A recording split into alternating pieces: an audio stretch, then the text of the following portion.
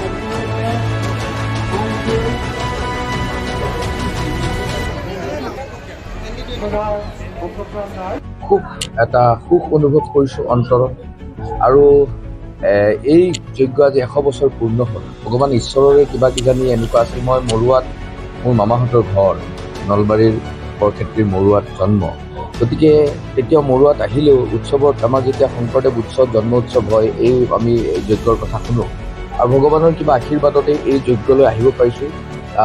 মানসিকভাৱে যথেষ্ট শান্তি অনুভৱ কৰিছোঁ আৰু ভগৱান প্ৰভুৰ ওচৰত মানে মই সেৱা জনাইছোঁ যে প্ৰভুৰ নিৰ্দেশ নহ'লে আমি এনেধৰণে কিছুমানত নিমন্ত্ৰণ নাপাওঁ। ইয়াতে আমন্ত্ৰণ কৰিছে বা মই ইয়ালৈ আহিছোঁ, এইটো বৰ ডাঙৰ এটা আত্মাৰ শান্তি লৈছোঁ।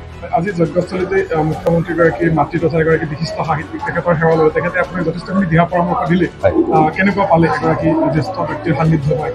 তেখেত এগৰাকী মাতৃ আৰু মুখ্যমন্ত্ৰীৰ মাতৃ। তেখেতে লগতে অসমৰ এই বৌদ্ধিক জগতখনৰ লগতে লিখা মেলা কৰি থাকে আৰু এগৰাকী মাতৃৰ যেতিয়া আশীৰ্বাদ পাওঁ মই নিজকে শক্তিমন্ত আৰু কি সুন্দৰকৈ কৈছে, দেশৰ মাতৃৰ কাম কৰা, নিস্বাৰ্থভাৱে কাম কৰা, ভগৱানক চিন্তি কাম কৰা, নিশ্চয়কৈ ইয়াৰ ফল ভগৱানে সুফল দিব, আশীৰ্বাদ কৰি গৈছে। গতিকে মই নিজকে যথেষ্ট অনুভৱ কৰিছোঁ, খুব ভাল অনুভৱ কৰিছোঁ।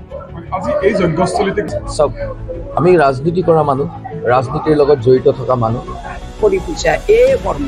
গতিকে এই কৰ্মৰ দ্বাৰাই মানুহৰ তোমালোকে যদি কোনো কথাৰ অপপ্ৰচাৰ নকৰা, তোমালোকে যদি বিতৰ্কৰ সৃষ্টি নকৰা, তোমালোকে যদি আজি বাতৰিৰ যদি মই যি কৈছোঁ সেই কথাখিনিকে পৰিৱেশন কৰা, সৎ পথে শুদ্ধ পথে শান্তি মনে যি কৈছোঁ কথাখিনিৰ তত্ত্বমূল বুজি লৈ যদি তোমালোকে বাতৰি পৰিৱেশন কৰা, তেনেহ'লে সেইটোৱে তোমালোকৰ ভগৱান বিষ্ণুই তোমালোকক কৰ্ম কৰে। গতিকে এই আজি যজ্ঞৰ ফলৰ কথা ক'লোঁ।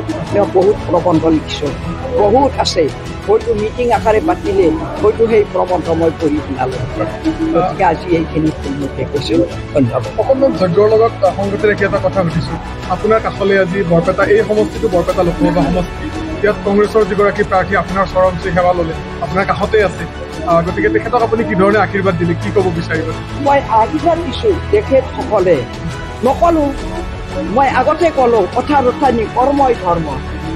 ভাল কৰ্ম যদি ব্যক্তিগত জীৱনত তেখেতে কৰ্ম কৰি যাব পাৰে, কৰ্মৰ ফল তেওঁলোকে পাবই, ভগৱানে দিবই। কৰ্ম যদি মই যিটো কৰ্মৰ কথা কৈছোঁ, কাকো অন্যায় নকৰা, কাকো অহিত নিচিন্তা, যদি সৎ পথে সৎ মনে যদি তেওঁ দেশৰ সেৱা কৰে, ৰাষ্ট্ৰৰ সেৱা কৰে, তেতিয়াহ'লে তেওঁ নিশ্চয় তেওঁৰ যিটো মনৰ কামনা বাসনা নিশ্চয় পূৰ্ণ হ'ব। মই সেইটোৱে কৈছোঁ। কালি মুখ্যমন্ত্ৰীগৰাকী আপোনাৰ সমষ্টিত প্ৰচাৰ অভিযান মই এইটো দেখিছোঁ যে আচলতে আমাৰ ভাৰতীয় জনতা পাৰ্টি অসম গণ পৰিষদ অৰ্থাৎ আমাৰ মিত্ৰজোঁটৰ যিসকল কাৰ্যকৰ্তা থকা সদস্য আছে তেওঁলোক উৎসাহিত হৈছে। উৎসাহিত এইকাৰণে হৈছে যে জনসাধাৰণৰ আমাৰ প্ৰতি যি সঁহাৰি আমি লাভ কৰিবলৈ সক্ষম হৈছোঁ তাৰ ফলতে আচলতে আমাৰ কাৰ্যকৰ্তাসকল উৎসাহিত হৈছে।